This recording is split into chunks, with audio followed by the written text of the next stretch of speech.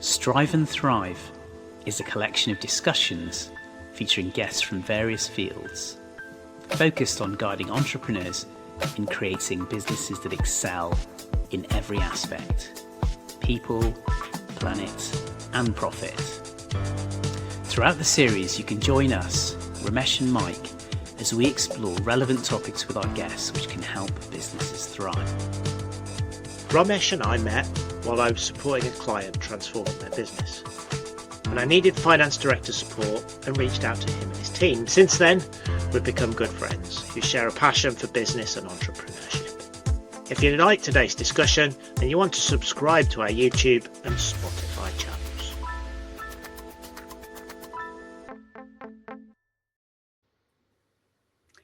Hi everyone, and welcome to today's episode with Raj Thiruchelvarajah, co-founder and CEO of Hydro, which advances human health and performance through science-backed blood flow restriction, or BFR training.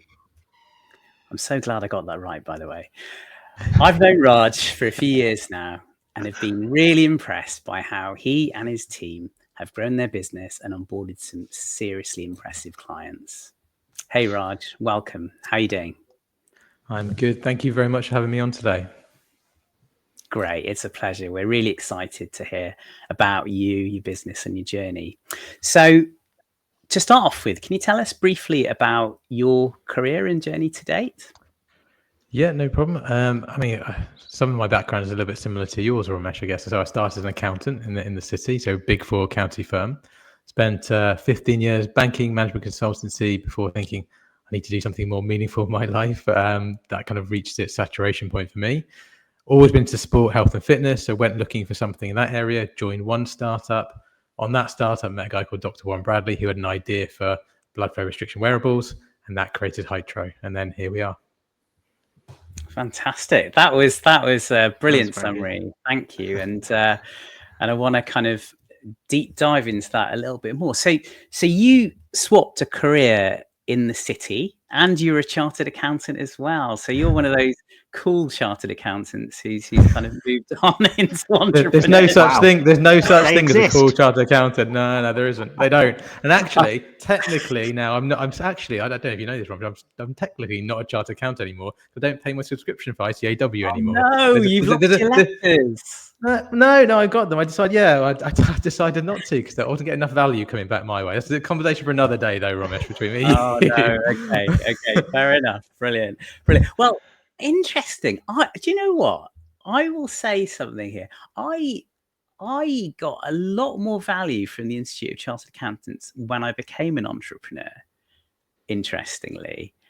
Because they do a lot of webinars and training sessions, which I found really helpful, particularly at the start of my journey. So one to discuss another time. Just quickly on that one though, so I was on a few of those, like delivering some of that stuff and being on it. But it's just one of those where I think anyway, it's probably a conversation for another day. I think on that one.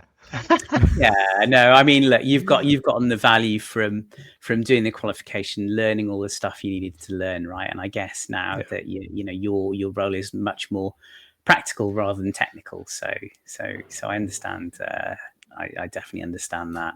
So you've moved on. You were a consultant after banking, and then you moved on into entrepreneurship. So why did you do it? What motivated you? What gave you that drive and passion?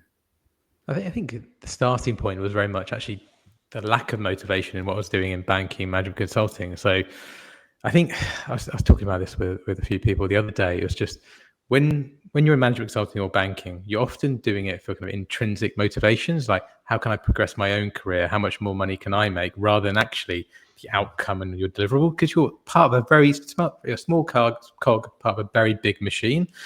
And I wanted something more tangible than that. I wanted to create something myself. I wanted a bit more meaning and purpose. And so when it got to, I remember my last project as a consultant, it was like working on it for 30 hours without leaving the office. And at the end of that, you're thinking, what am I doing this for? And I don't really want to be a partner. It's a bit more money. It's a bit more status. Do I care about that? Probably not.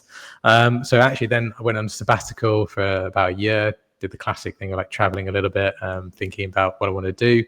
and then came back and dived into startup life and kind of decided to do something different, which, Romesh, I guess you'd probably, it's similar for you, isn't it? I mean, why did you leave the safety net of the corporate world to start up yourself? Yeah, there's a lot that resonates with me in terms of what you've said. I think cog in a machine is definitely absolutely right. You know, I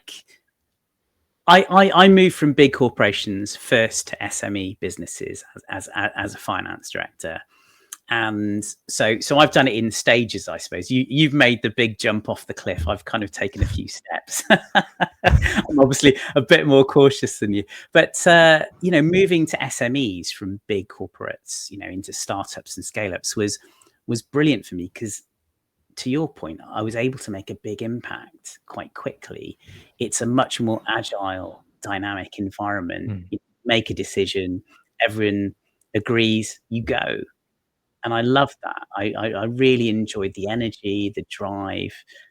As you said, it's more meaningful in lots of ways. So yeah, I've kind of really enjoyed that. And of course, taking that final step to start my own business was similar in many ways, because it's a bit scary. But following my passions, my values, the vision and mission that I've created, and I find that really empowering. And Mike, was that the way you went? Very similar to both of you, really. I had a big career, but mine was in government, and I spent my 20s and 30s dancing around interesting problem areas, working in defence, working in the NHS, working in consulting, working in space, rail, and I just loved that kind of opportunity to explore really interesting areas and find out real problems that need addressing. And I think it wasn't until probably later in life I realised entrepreneurship was a real opportunity for me. I never knew it was a career, almost, I don't think. And I think that's a shame. I wish I'd seen it perhaps earlier in life. Part of my mission with some of the stuff we've done on Strive and Thrive, Raj, is give people that incentive at the right point in their career to go, it's genuinely an option. Because I think a lot of people experience what you experienced and go, do I keep climbing the ladder? Good opportunity. Or do I have a rethink and go for something more purposeful or different, broader experience? I think the world probably changed a little bit in that respect. So when I remember, going at uni, and then as I started my first career at a Big Four accounting firm, the option to become an entrepreneur was not really a thing. It was nobody really went and did that. Whereas now you got kids coming out of university and they're starting. That first thing they're thinking is, I'm going to start my own business. And I think that's a great thing, but also there is a flip side to that where, it's risky, but also you learn a lot. Just kind of like, I think, much we were talking about the ICAW and the ACA, that is a really valuable skill and learning. So like doing those qualifications, spending that year in a big corporate environment, those years, you learn a lot, which sets you up for being an entrepreneur down the line.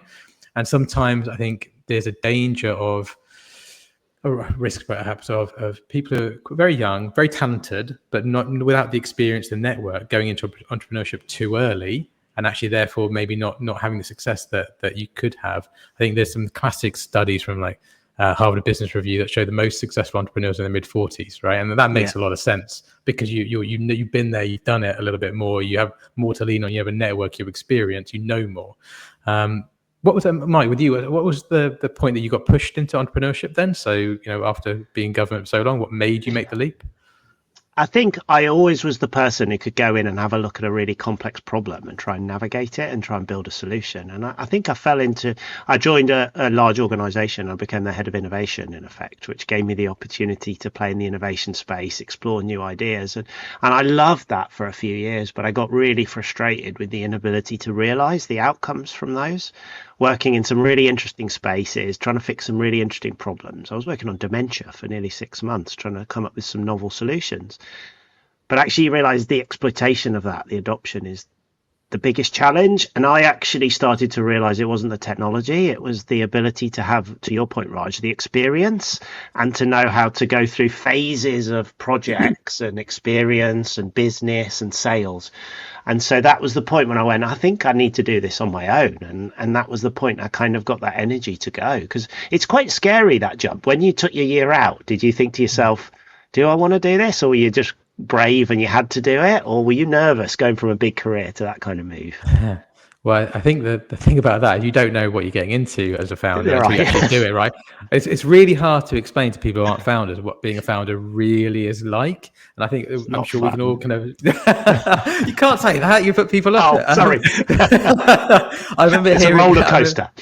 Yeah, I remember hearing an interview by Elon Musk a while ago, and he goes, he's going to talk about being a CEO and a founder. For most parts, he goes, it's awful, and like there is elements of truth in that. It's incredibly hard. I mean, you have unbelievable rewarding moments. Like we were in space, for example. Having our product go up on a rocket into space after working through NASA and SpaceX is an incredible moment. But then like 2 days later, I'm struggling to make payroll at the end of the month, right? So it's imagine the stress of that. So it's incredibly difficult to kind of jump. And you don't know what it's like until you've done it. But you go in there with kind of blind optimism and faith that you'll find a way. And I'm guessing, Mike, that's probably your skill set, isn't it? That you just know you'll find a way through it and you'll solve that problem. Is that kind of how you would view yourself? Yeah, a little bit? I think I've built up the tool sets to be able to address the kind of roller coaster ride that is being a founder and founding your own business and experimenting in new areas that you're interested in that are purposeful. And I think to know how to navigate that is really important. Because I mentioned earlier to you, but we're looking at a complex biodiversity project overseas in Ecuador, really complicated. I know that's not going to be an easy project to solve. We're going to have to take time, longevity, think about the challenges of doing that kind of project. And I think it's having those skill sets. And I bet you've must have found them through your management consultancy experience, because the one thing I've learned is those big corporate jobs, they do give you that breadth of experience to kind of be able to understand some of the challenges that are there for founders. Yeah, that's true. And I think consulting is often derided by a lot of people. It's kind of like a bit of a charlatan's kind of job. It actually teaches you tremendous skills. So often as a consultant, you get pitched into an area that you know nothing about. You have to understand what the problem is and find the solution really quickly. And that being able to go up that learning curve at a rapid rate and to know an area as well as the people who do that business is kind of like startup founders need as well, right? You have to often, in kind of every week, I've got a problem that I've got today that I've never seen before, and tomorrow I need to find a solution for it. And it's not just me sitting there in a room going, what will that be? It's like I've got to tap into collective intelligence around me, the team, my advisors, investors, to find the way through. My skill that I've found is being able to pull the pieces together. But I absolutely need, I'm keen to understand about how you guys work on this as well. I need smart people around me who will have pockets of expertise. So, for example, I'm particularly weak, for example, on like marketing and PR. So I've got Rich from our team. I've also got Alex who's been on this podcast as well that I can talk to about those kind of areas, which then gives me the information I need to find the way through the kind of the maze of what we need to do. I mean, how do you guys go about kind of navigating those problems that you've never seen before? We talk a lot about this on a lot of previous Strive and Thrives, building up a strong network, whether you're in yourself, which is you're in a growth organization at the moment in the growth phase, or you're an early startup. It's having that network of people who can provide you the support when you need it. I think we talked about the roller coaster ride of being a founder and the journey of creating a new business. It's highs and lows quite quickly sometimes. And it's to know when you're high, to recognize you're high and enjoy it, because you often don't. And the other one is when you're low, who do you need help from? Hence, one time I went to Romesh to talk about finance. It might be marketing. It might be technology. It could just be you need a mentor to give you some advice. Finding that network that can help you psychologically keep moving, I think, is really kind of one of the recommendations we've seen coming out of these conversations and my experience of working with startups. What about you, Romesh? Yeah, I'd echo that. I think look, no one's the finished article, right? There's so much to learn. There's so much to master when you are running a business, and there's so much unanticipated stuff that comes your way. You can't there's no point reinventing the wheel. There's people who've got skills and experience and are really clever in your network. Get their help and similarly offer your help to them when they need it. And I think that's a really powerful set of relationships you can create and evolve. And I think that's definitely helped me, because one thing I've observed is that the best leaders that I've come across in business have been the ones who are humble and acknowledge that they still have lots to learn, and they're not coming into a room with a predetermined script. I think acknowledging that you don't know what you don't know is a really powerful and strong thing to do. And yeah, that's something I'm working on and continuing to try to do so, because there's so much good knowledge, help and support out there. But one thing that really struck me from what we were just talking about there was we've all built on our experiences and expertise, haven't we? And utilized those skills for our businesses. And that's really important. And to your point earlier, Raj, that it's great that young entrepreneurs or young people are now really encouraged to go into business. And I support that as well. I think it is a great thing. However, there is a balance, isn't there? There's lots of learnings. And on top of the expertise and experience that we've all lent on, there's that kind of maturity as a human being, having lived more years on the planet and being able to deal with different kinds of scenarios. That's not to say that young people can't do it. I think they can, but they probably need a little bit more support and guidance along the way, because it's not just technical expertise, experience. I think it's emotional as well. The roller coaster, it's hard, isn't it? I've definitely found adjusting to the ups and downs one of the biggest challenges, and it's something I'm getting more and more comfortable with, but it never goes. I think one of the challenges is that the skill set that you need as a founder is actually an impossible skill set for one person to have, right? You can't have everything you need, because there's no, particularly in a company like Hytro, which is very unique. There's nobody that's ever done what we've done before. There's no playbook. There's no, this is the way to grow and scale this company. And so I have to rely on so much of kind of my experience and what I've done, but also then utilize the network, as I said, around me to be able to find the way forward. I know if I led Hytro at 21, we would have done in probably 6 months, if not less, right? Yeah. We wouldn't be able to do it. I wouldn't have the maturity to do it.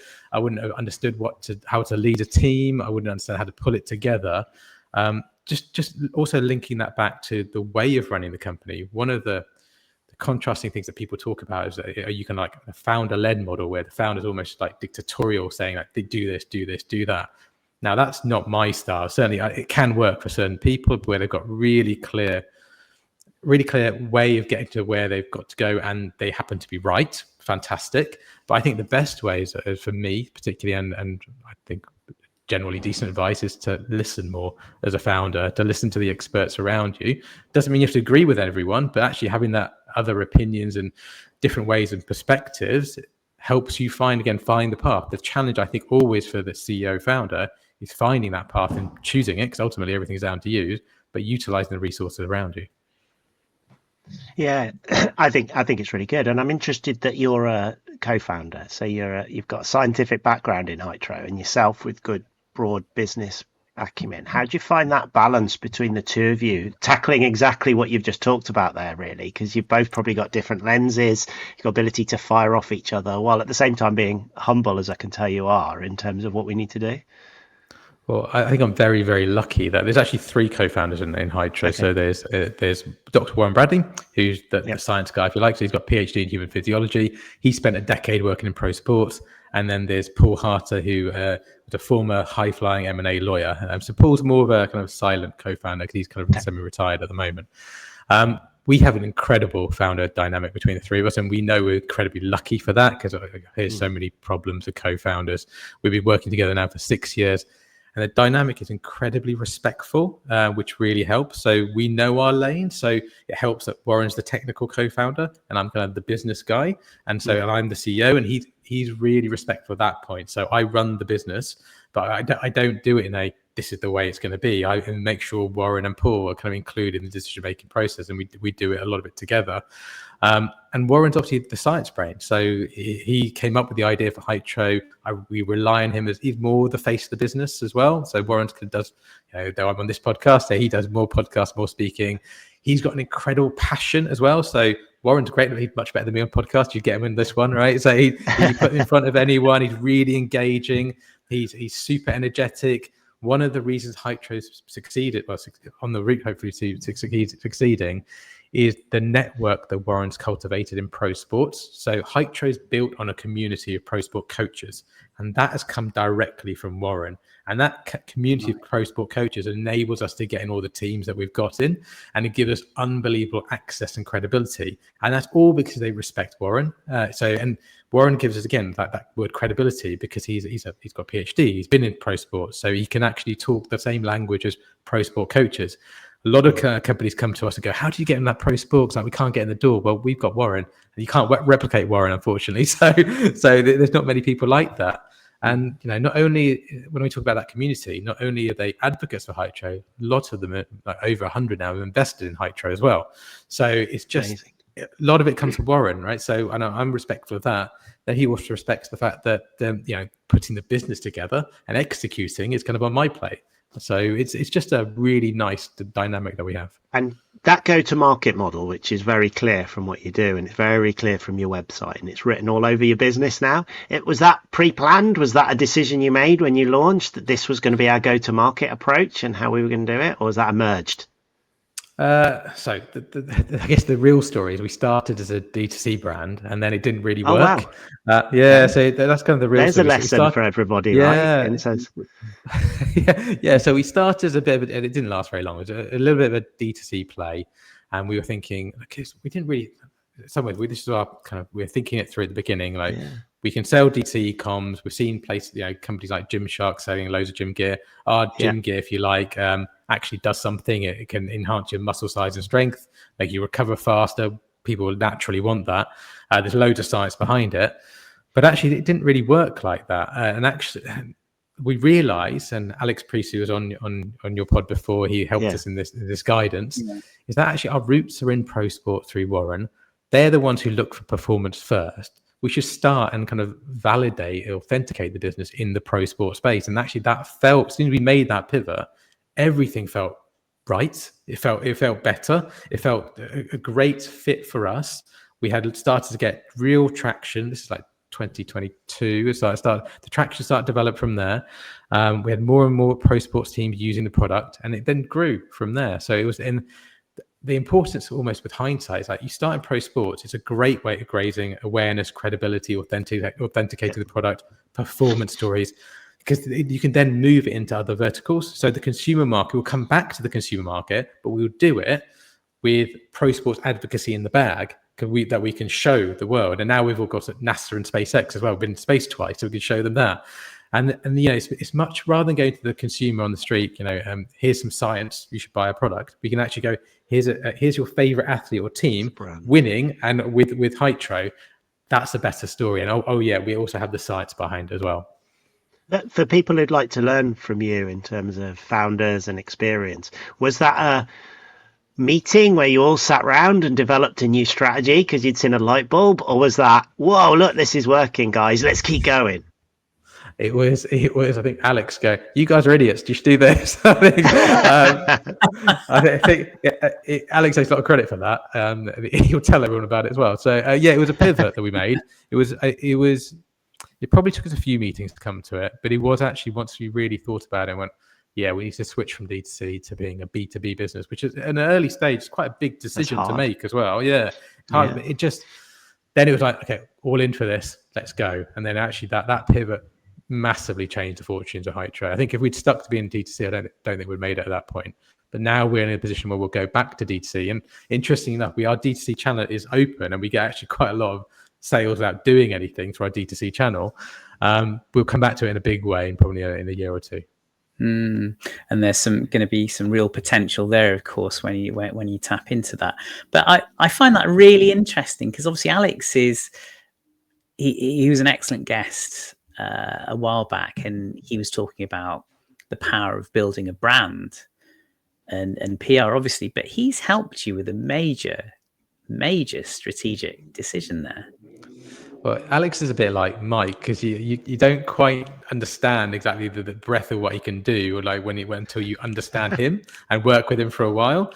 And Alex is an incredibly talented guy, and actually saying he just can help with personal brand or PR is really downplaying kind of the strategic thinking that he can share.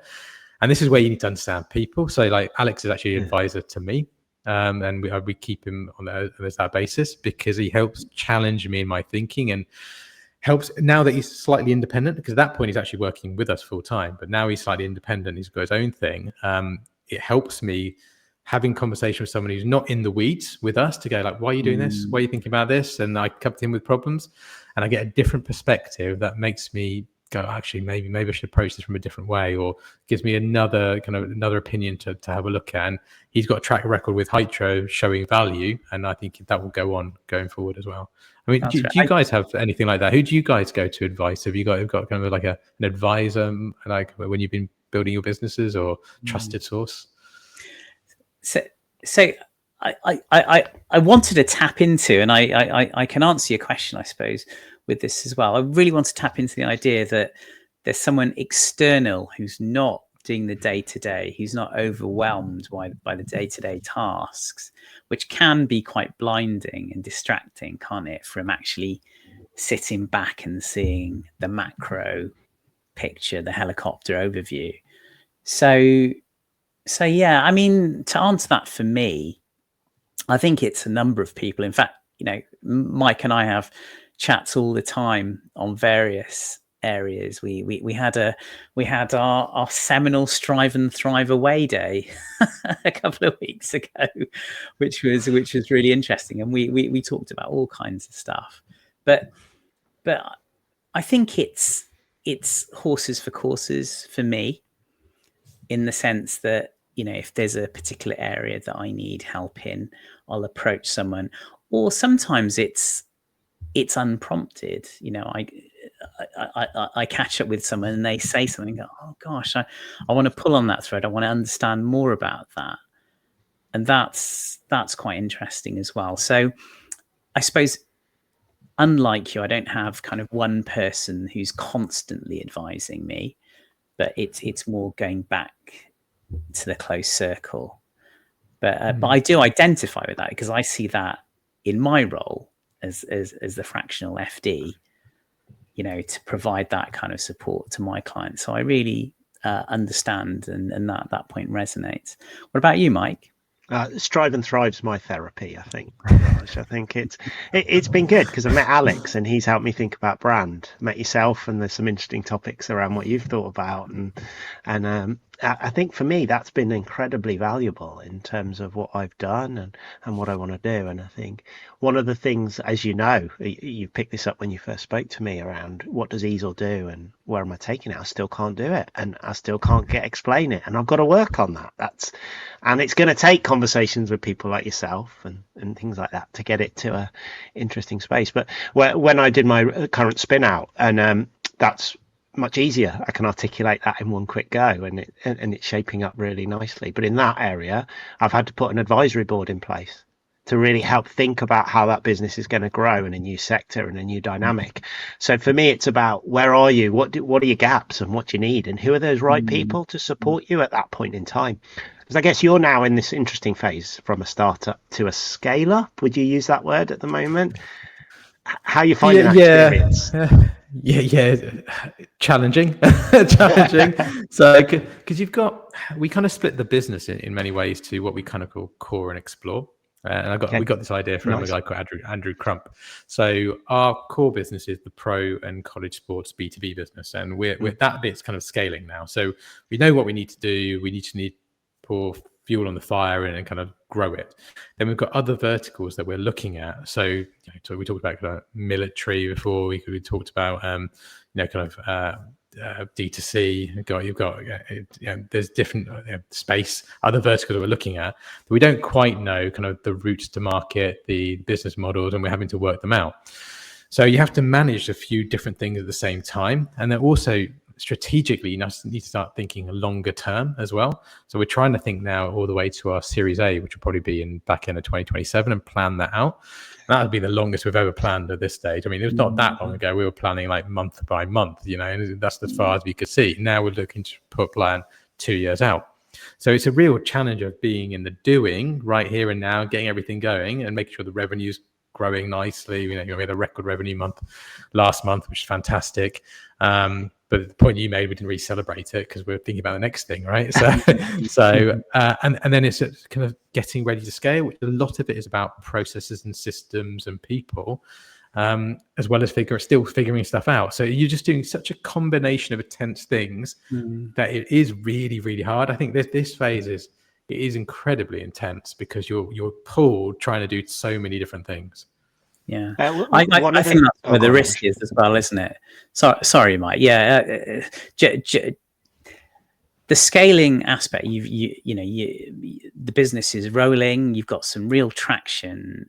Amazing set of clients. You've now raised a meaningful amount of money as well. So you've got your investors to kind of look after, which adds all kinds of pressures. I think carefully plotting next steps it's strategic, but it's execution of that as well, isn't it? And one of the things to be really watchful of is how you deploy those funds. Yeah, absolutely. And we're still raising at the moment, so we're still at like what we're calling like part 3 of our seed raise. So we'll end at the end of this year, where we are already VC backed, but we're still in the kind of raise now before we kind of close off before Series A. And absolutely, because now we have to see some serious growth off the back of those funds coming in. So you're really looking at what is the outcome of what you're doing. So if you're spending money in an area, what's the kind of outcome of that area that you're spending money into? Because if you don't see an outcome that moves the business materially forward, you've burnt some money in an area and you might not be able to kind of get the growth that you need before Series A and the money runs out. So strategically, it's a lot of pieces in that puzzle that you have to put together and hope you get right a little bit. Then you have to be agile enough to be able to know when to move at the same time when something isn't quite working how you should be. I'm guessing, Mike, when you were scaling your business, I know you didn't take kind of VC funding for those, but I'm guessing it was similar sort of kind of growth and scaling issues for you. Yeah, it's such a really difficult problem, I think, in terms of one of my biggest challenges for me personally is the balance of being in or on the business. And we often talk about this on this podcast. We're day to day working with clients, going on calls, supporting the team versus sitting on top of it and going, what are we doing? What are you doing for the next 2 years in your example? How you find that headspace to come up and look out and beyond. And we've talked to a couple of people recently, and the ones who've been able to scale multiple businesses and sell out or structure them in the right way or let go, they've been very, very able to be strategic for big chunks of time when they're in their role. Do you find that a balance now, a really tricky challenge, being that difference between fast pace and on it and looking at it? Well, one question before I answer that is, how did they manage to do that for them? Was it? I'll leave it at that. Okay. What was the answer for them? What was that question for them? I think it was really meaningful for them that was their objective. So they were so forcing themselves out of the business that therefore they had to play a strategic role. And it was cognitively being aware that they had to bring in someone who managed the day-to-day. They had to grow someone who took over from them on finance or HR or marketing or whatever it might be, so that they had the headspace. But they did it deliberately and very consciously, not sort of by accident, because otherwise you just get dragged back in by every single problem. So they went in straight at the beginning, sorry Raj, and knowing in a very clear-eyed way that the business would not revolve solely around them. So that was their so I think this is the constant kind of like pull and push, right? So absolutely, I'm constantly trying to find more headspace to do strategic thinking.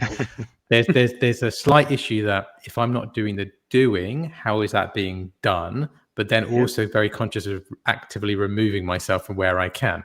And so you solve that by people, right? So we've got, particularly for me, we've got Mike, who's our COO.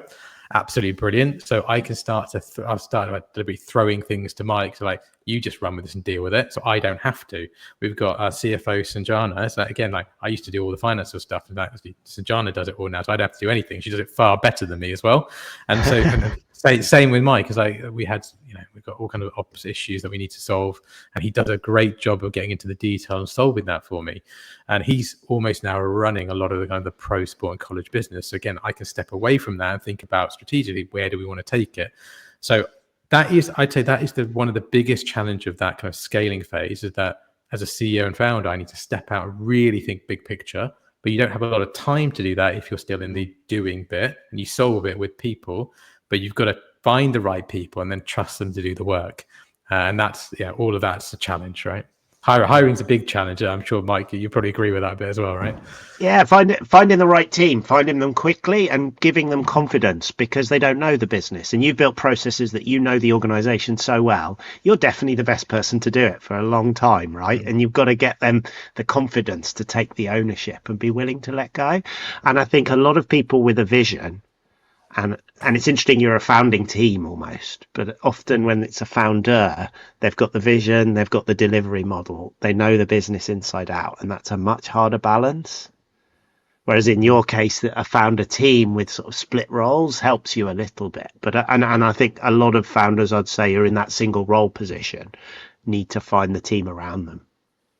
Do you struggle to carve out space in your diary? Can you block out bits of time? Maybe is that one way that you can deal with it? That is what I do, and I try to do, but there's a lot of pressures on my time at the moment. But also, being in a funding round at the same time as running a business is hard, and then at the same time, got to think strategically and longer term. So we've got so many competing priorities; it's quite hard to know what to do. And really, you want to do all of them. But definitely, pulling myself out of the weeds has been helpful, and the team around me has been really useful for that. I did want to ask you guys a question on being a solo founder. Like, if you were doing it again, would you do it with co-founders, or would you both be happy to be solo founders? I'll let Romesh answer first. My answer is more complicated. always, Mike. That's a really good question. Gosh, I'm really happy with where I am now, and I really like the fact that I am the decision maker, if that makes sense. That's something that I find empowering and liberating, and I feel I've got the best of both worlds, because I do get advice and input from close people in my network, and I'm open to that. However, I definitely see advantages from having a co-founder. So I think, had I been in the position where I wanted to start the business, and someone had come along who ticked all the boxes and had complementary skills, then why not, I suppose. But I think certain things for me would need to fall into place for that to work. Okay. And Mike? How about you, Mike? Yeah. So for me, I have a motto. I love working with interesting people on interesting projects. So therefore, I always want to work with a team. So I would work with a founder. What I found with Easel is our unusual business model means actually it's okay to be Mike and a small team. But every time I do an interesting project, so we've just launched Bullfrog Technologies, that is a founder team. Because that's exactly how I want to work. A scientist, a go-to-market, myself on the innovation space, a technologist. Because I think that's the best way of this working. To your point of how you've structured, Raj, it's the best way. You have that different competing perceptions on what the business should look like, different competing lenses. And as long as you can create a strong relationship, that force is more than the sum of parts, in my opinion. Yeah. And I think there's some founder-led small businesses, it's fine. But I think as soon as you want to do anything bigger and are more ambitious, you need that kind of dynamic. Yeah, because one of the interesting things for me is I think I've been on a few accelerators now, and you see the solo founders on there. And I have a lot of respect for solo founders, so fair play to both of you guys. But when you're in a kind of a funding cycle, a lot of the VCs don't look kindly on solo founders because it's such a hard job, and they find like if you've got a founding team, that founding team's hopefully going to stick together. You got multiple people doing the work, multiple people with network. It just compounds what you can do and how quickly you can do it. So often is, if I don't know, might be for people listening, if you're looking to be VC funded and kind of raise and go that route to become scaled, you probably want to do it with co-founders. But if you want to keep it a little bit smaller in general, then being a solo founder is probably the right way to go, because then you keep all of it for yourself. But it's definitely a nuance in there to which way you want to go. Also, it's nice to share the burden with co-founders, I kind of think. And you can have quite holiday. Yeah, well, don't know about that. Not always. Don't know about that. That is true. Don't know about that. But I've got the best of both worlds in some way, because I'm the CEO, so I still call the shots, but I'm a co-founder, so that's quite nice. I think. Nice. No, that's good. Yeah. Sorry, Mike, go ahead. Did you ever think about bootstrapping? I know you've gone for VC funding. What's your view on funding rounds versus, did you consider the bootstrapping approach and what that might have looked like? Not really, to be honest. I think we've always known the scale of what this could be, and we're on that route. So we were pretty clear from the beginning. I don't think external funding and kind of VC funding is for everyone, though. And I think you've got to be very clear whether you are a VC kind of scale business, because everyone knows that everyone knows, but to be a VC backed business, you've got to be able to return their fund, right? You need to be able to grow to a certain size that makes it sense for them to invest. So you've got to want that, and you've got to drive towards that. So you're looking like doubling, tripling your revenue over the first few years. We've known from the beginning that Hydro can be applicable to many different markets, all of which have scale. Like, if we were just going to keep to the pro sport and B2B business, we probably wouldn't have looked for external funding. But the idea is to go through the verticals, to go through military, to go through D2C, to go through health, and so on. And so therefore, external funding is the route to do that, because you need the money to launch, look at new products, enter new markets, hire new people. But Mike, you obviously did it differently. You deliberately avoided, you bootstrapped Easel the whole way, right? Yeah, bootstrapped Easel, and we're looking at bootstrapping with some grant funding, to be honest, to try and see how far we can do it. The reason being, I've worked with a couple of companies now, good startups. They've taken slightly longer, so 5 to 7 years, but they've bootstrapped as long as they can until their value proposition is super strong, super embedded, and then they could cherry pick the VC funding at the level they wanted. Yeah. And I think that was such an insight for me on those companies that I spoke to, because they were able to control the funding round so much. They were in demand, and they could pick what they needed when they wanted it. And so part of my recommendation to a lot of people is, and I think you took it very early by the sound of it, but a lot of people, I'd say, if you're not sure, bootstrap for as long as you possibly can, so that you know exactly when you want it, for what amount. Because I think there's danger of lots of funding early as well, and if you've not got your value proposition locked in. Yeah. So we did it quite differently. So we're I think quite unique when I talk to other kind of founders about kind of how we funded the business. So just quickly on the VC thing, there's a question of, are you right for VC funding, and then when are you right for VC for funding if you are? Yeah, that's the right question. Yeah, most of the first couple of million that we raised was not VC money. That's only coming this year, so it's recent.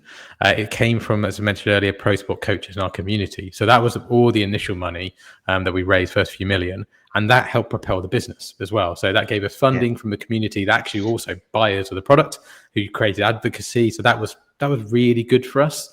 It's a bit like it's almost like a similar to like the Brewdog model in some way of getting people who love your product to invest kind of thing. So that helped us massively, and we did some like private crowdfunding round and then a public crowdfunding round to get those kind of coaches and athletes involved. And then when we started speaking to VCs many years ago, not realizing until we started having those conversations that we were far too early to be VC backed. But we maintained a lot of the relationships. And so now recently, in the last kind of 6 months or so, we became VC backed, which I think is the right time for us to be VC backed. Yeah. If we'd done it before, I think we would have probably burnt the cash in the wrong way and actually caused a lot of problems for the business. Whereas now the VC money is coming in, we can just turbocharge the business and then we're in the right position for it.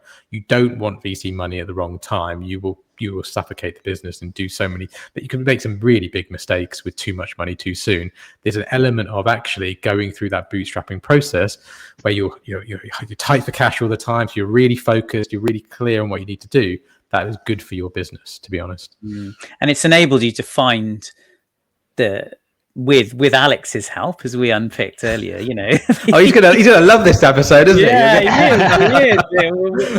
We're turning into the Alex Priest fan club here. But yeah, you found that value proposition, you've locked into it, haven't you? And you really understand that, and it will obviously open up other avenues down the track. But it's really powerful. And one of the things I wanted to say was that I think, fundraising isn't for everyone. It's not for every business.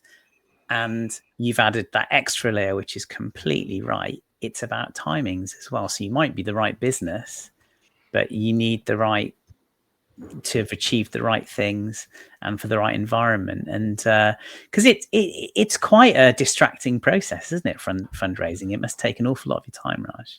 It's a massively distracted process. It takes up a huge amount of time, and then you got to find the investors. And then, like, the due diligence with the VC took 4 months. It was incredibly painful, and the deal was really complicated. I'm really glad they're on board now, and we've got a couple of other institutions as well. We have a really tight relationship with all of them, and they're really helpful. So I'm delighted with the investors we've got, but it was incredibly painful when you're trying to run the business and you're trying to think strategically, and you don't want to you pulled yourself out of the weeds, and now you're just in the fundraising weeds. It doesn't really help much, does it? So, but you need the money to grow. So you do what you have to do.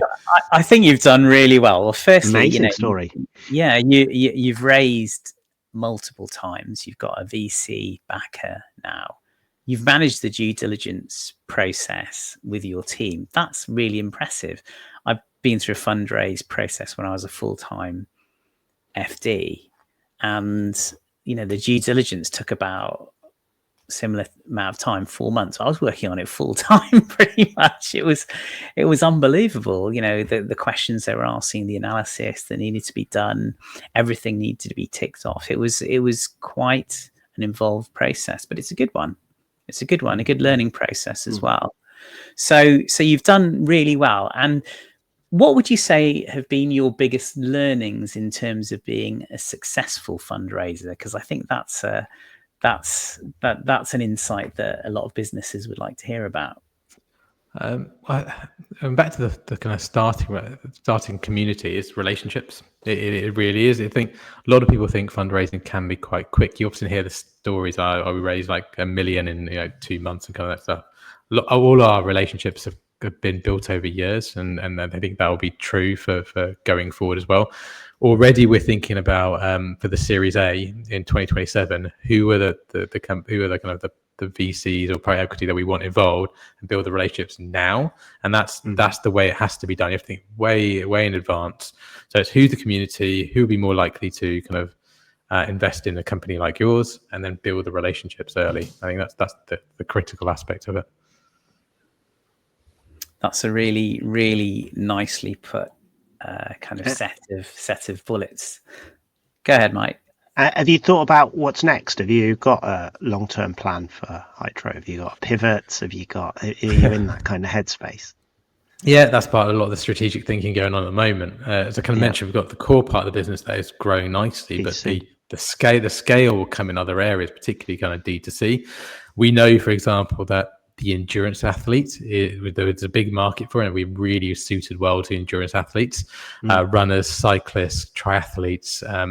So one of the things we do, and the way we start in any kind of vertical for us, is to really kind of understand the research and the science and how users at the elite level use our product. So we're working with 2 Tour de France teams at the moment, so Soudal Quickstep and Tudor, and we're doing research with them. So what we want to know is, how do they best use Hytro, and how does it work with their workflows and their training? And also, what's the research and the science behind it and the impact? And so you then take that, and that's pretty credible. Tour de France team is science-backed, and you take that and leverage it to go to the consumer market, and you show them the story of how a pro sport team utilize the product. So that's part of the evolution of Hytro over time and over the next few years.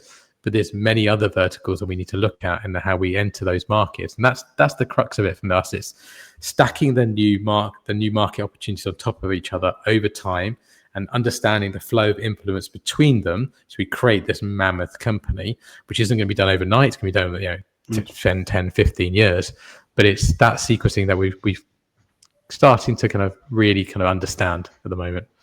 And I guess the science that you're developing is a relatively good market blocker or a differentiator, if you wanted to use those words. And I think, does that allow you to position yourself really neatly? And is there further research in the science space that you can take this technology? Yeah, so we do a lot of research ourselves. So we have to going into space. We do the research missions for a start. So Amazing. They were looking at kind of how one of the issues that astronauts have is the loss of bone and muscle health Yeah. because of the lack of gravity. So we were looking at the science of that, and that then applies on ground, in Earth in different ways and different forms. But we do a lot of research already. We've got 2 published papers, got another 2 on the way. I think it's 20 something field studies at the moment with different pro sport teams, different genders. So we're looking at understanding more and more about blood flow restriction and blood flow, the science of blood flow as well. And that then helps us with thinking about product innovation, how we're applicable to different markets, different ways of messaging. It's the fundamental kind of part of Hytro is research. It links very much to Warren's background. His background is as a researcher, and we want to be science backed. We want to be evidence backed. We don't want to be one of those companies that just sells a product that there's no science. They're just really good at sales and marketing and doesn't do anything. We want our product to do something. We want to add value to people's lives. So we need to know how it works, and then we need to help them kind of use it. It's such a rich story of how you've linked the science to the marketing as well in such a strong way to give you that really strong organizational foundation. Yeah, and I think pro sports helps with that as well. So because pro sports care about the research, so you show research being done with pro sports and then you market that. It's a really powerful kind of conduit to the next market, and that helps. That's one of the reasons why pro sports have taken off, because they've looked at what we've done research wise with some teams who are their competitors often and gone, okay, probably should have some of that. So it helps from that perspective. And I guess they're really good early adopters in that way, with the ability to kind of position yourself, because obviously in research space often early adopters are hard to find, but in your sector that's ideal. You found early adopters, they want that extra percentage performance and they're prepared to back you in that way, and you can use that for a marketing advantage. Well, it's that classic startup things, like find your first adopters and then kind of make sure that they love your product, and that's exactly what we did. We started in pro sports. They loved the product so much they invested in it as well in Hytro, so that really helped in where we've got to. But for any startup, finding the first people who buy the product and really shout about it is essential. And is there value in the science in the wider market? So healthcare, that sort of space. It's not just an elite sport potential. It is actually massive potential in broader markets. So we're looking at the moment in the kind of US physical therapy market. So we've got a few pilots going over there. So if you think of anyone who has an ACL injury, meniscus tear, MCL, all those kind of things, they should be using Hytro. And so the research is already there in blood flow restriction, but we need to make it specific for Hytro, and that helps open the doors there. The research helps with the military aspects as well, but then obviously the advocacy from NASA and SpaceX helps open the military angle as well. So there's so many different conduits to it. Amazing. But the starting point was the research, because if you didn't have a research-backed product that didn't do what it said on the tin, you probably wouldn't get into pro sports, which wouldn't get you into NASA, which wouldn't get you into military, which would enable you to get the performance stories from the pro sports space. So that, again, is the starting point for us as a company. Amazing story. Really interesting. It is an amazing story, and you and your team have really achieved some incredible things and such interesting opportunities ahead based on all the hard work today. And I love those other possibilities. So perhaps, we'll get you on board another time and you can tell us how that's gone, Raj. So thank you so much. It's time to wrap up, and I'd like to summarize my thoughts before asking Mike for his on this. But firstly, one of the things I want to say was that your description of the highs and lows is the best I've heard, in the sense that you said one day you had products being sent out to outer space, and then a couple of days later you were scrabbling around to ensure you had enough money to pay payroll. And that, I think, in a nutshell, describes the ups and downs of being a founder and the challenges of entrepreneurship. And well done for navigating all of these challenges.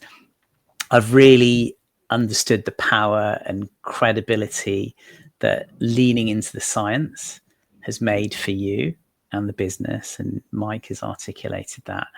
But I also see that you've reinforced an idea that I have, that open-mindedness, humbleness, and willingness to rely on a team has been critical to your mission and to its success so far. And I really like that you've got these other co-founders, you've got complementary skills, you stay in your lane, to use your words, and it's proven to be really effective. So thank you from me for those learnings. Mike, have you got anything else to add? I'm not sure I can add on to that, Romesh. I think you've come across superbly well here, Raj, and it's your reflection on your experience is why I think you're so successful, and that's my perspective on it. You've got lots of learning, and you can see you've learned from it, but you're also open to keep learning. And I think that's such a powerful lens for anyone who watches this and other entrepreneurs. It's that learning and relearning and enjoying the experience is so important. Absolutely. I really appreciate being on here today, guys. Thank you very much. I come on here for an ego boost every now and then. It's very nice. It's nice words. Very nice. Next time it's going to be more brutal. This was the butter you up episode. Got you. Amazing, Raj. Seriously, thank you so much. It's been a brilliant discussion. Really, really enjoyed it. So I'd like to round off now by thanking everyone very much for listening or watching, and we really hope you enjoyed today's discussion as much as myself and Mike have. Strive and Thrive is a podcast for entrepreneurs, founders, and business leaders, and I've discovered a new term lately, visualized podcast, which I realize is what we do now. So actually having a video and putting out as a podcast as well is known as a visualized podcast. So there you go. Please do like, follow, and subscribe to our YouTube and podcast channels, and hope to see you again soon. Thanks very much. Thank you for listening to Strive and Thrive.